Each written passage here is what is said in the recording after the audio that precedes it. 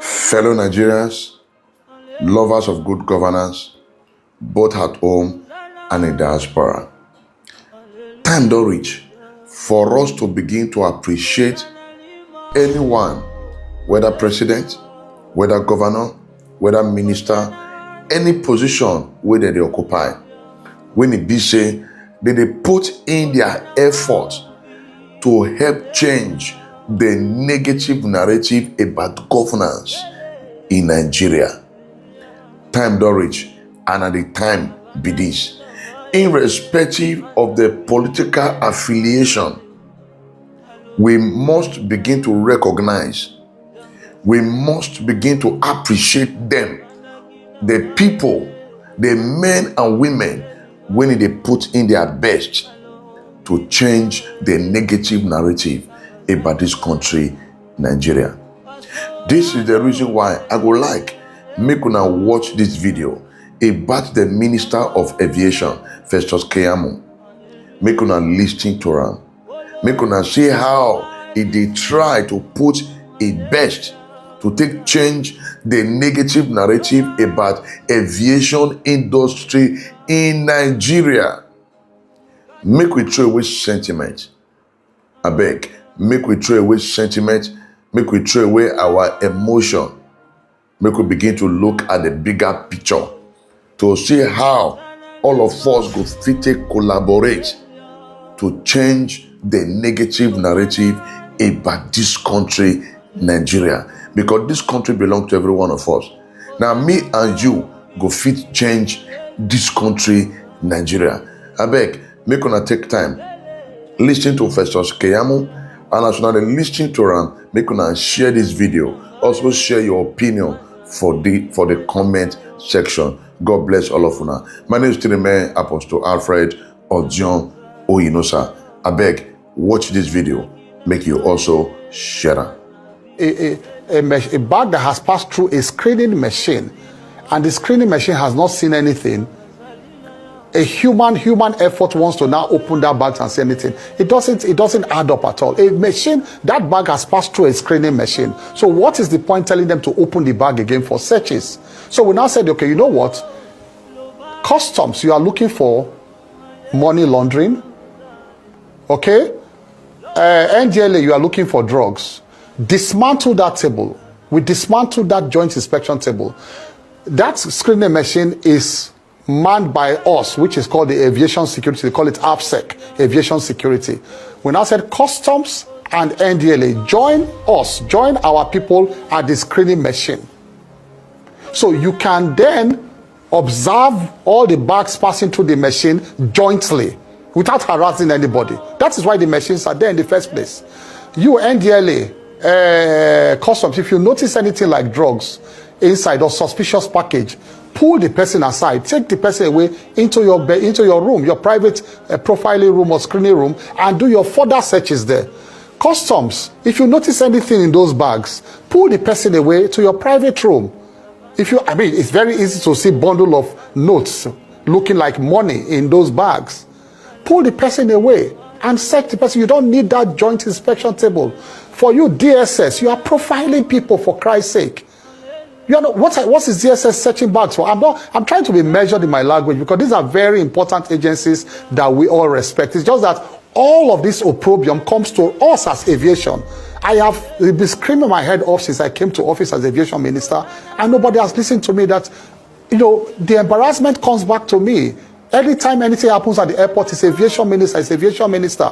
And I've been struggling to explain that these people are not under our control. There are other agencies, but they were not getting results. So we thought that we should be proactive. If we are proactive, if they have anything to come in terms of amendments and all that, let them come and meet us, we'll sit down. But we needed to take this step.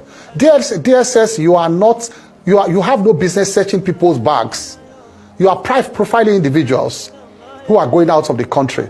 People who have been who are under security checks and all that. Go and stay with immigration.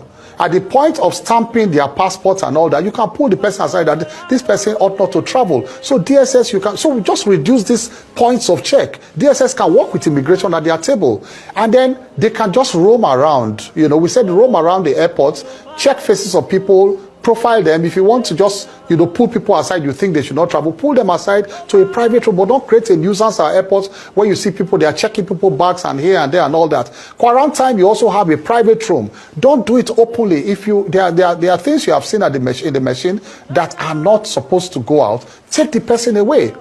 Now, for the customs, a very tricky issue, because customs are telling us that there are some exportable items by their law that things that should not be exported, apart from money laundering and all of that they can see at the machines. But we have gone around the world. You see signages everywhere when you go, things to declare, things not to declare. That's what we see when we go around the world. Customs, so why can't you do the same thing? And then it is actually for arriving passengers, you see, things to declare, things not to declare. This issue of exportable items, it is actually the country you are flying into that should be more concerned about the things you are bringing into their country. Not us concerned about what you are taking out of the country. You are going out of the country, their principal duty is actually money laundering, which can be seen, at the screens. So we said customs, we are still trying to sort out this issue with customs. It's not over, but we know they have a duty to perform. We respect them. They are a very critical agency, at our borders.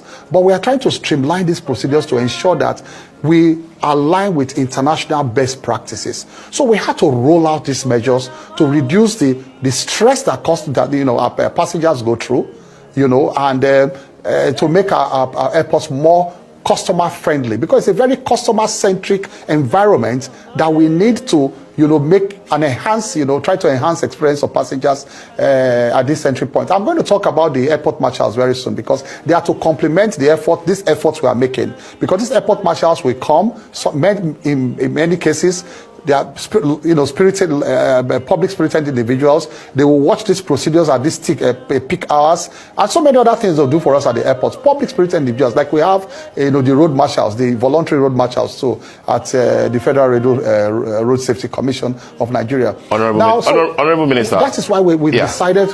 Honorable Minister, sorry to barge in, and I will allow you to speak about the road marshals. But first, let me commend you so far on the dismantling of the joint inspection thing. It's been an aberration. It's been an embarrassment to Nigerians, and many people have been waiting for a time like this that a minister will have the courage, to speak to those who are involved, to stop the nonsense, and we do commend you. Thank you so much for that, and don't relent, particularly with the customs. But then my question, which of course will also bring in the aspect that OG spoke about, I want to reference in particular the video that went viral from the MD Olubunmi Kuku, who, as you said, has been doing quite well. But then looking at that video, in which she addressed some of our directors, a lot of people who have said, yes, this is the way to go. But then there are others who say that, did we need to wash our dirty linen in public? Couldn't we, had the meeting with them and let Nigerians see the result, rather than a kind of a threat on the one hand and a kind of, what looked like desperation on the other hand? So people are saying that, will a sting operation will not have been more effective, so that those that Bumi was referring to that were making returns to their bosses will have been, caught unawares. And therefore, so I bring in the airport marshals into it. Given what you have explained about what they will do, will they also be monitoring on those malfeasance that Bumi Kuku and your good self are trying to reduce? Will there be a kind of whistle-blowing a component to what they will be required to do at the airport marshals? Well, thank you very much. I stand by my MD. I endorsed everything she did. She ran them by me and the directors, and very competent team we assembled at FAN. And I said, go ahead, because look, we need to name and shame corruption. Enough is enough of whispering behind and all of that. Look, what is all this idea about going to do it private and all? These things are in the public domain. So for us, it is important that we speak with Nigerians, talk to Nigerians, and then for them to know that we are making some effort. You see, like I said, it's a very customer-centric environment. So customers must know that we are taking these steps to address their complaints because if we don't do that, then they all comes back to us, and especially my desk, to say we are not doing anything about their complaints. So it's high time we went public to say, look, this is what we are doing. And then to sound out a note of warning to these other agencies that the airports it's not a place for you to come and make money. Do you know what normally happens? Like I said with all respect, it's not that all our agencies are bad. Even aviation security under me, we have bad eggs amongst them. So we are not just shaming other agencies. Our own aviation security, we also need to weed out bad eggs. But the point is that every agency in Nigeria, go and ask them,